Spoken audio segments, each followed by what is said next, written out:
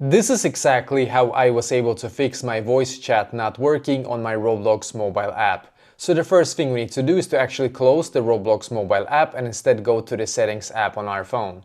So go to your settings app and then scroll all the way down and click on apps right here. I'm just gonna click on apps here, as you can see, and then I'm gonna search for Roblox right here. So search for Roblox and click on the Roblox app.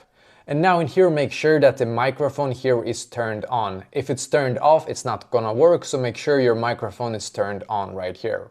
Now we can go back to the Roblox app here once again. And now what we need to do in here is very simple.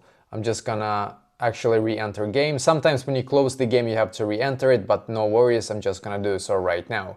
And now what I'm going to do on this page right here is to click on the Roblox logo in the top left corner and then click on settings. And you can see right here where it says voice chat, it says disconnected.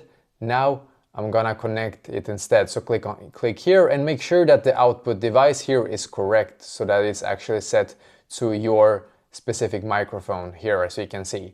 And then now the last step is going to be for you to click on this symbol now, and you will now be able to start talking. This is exactly how to fix it.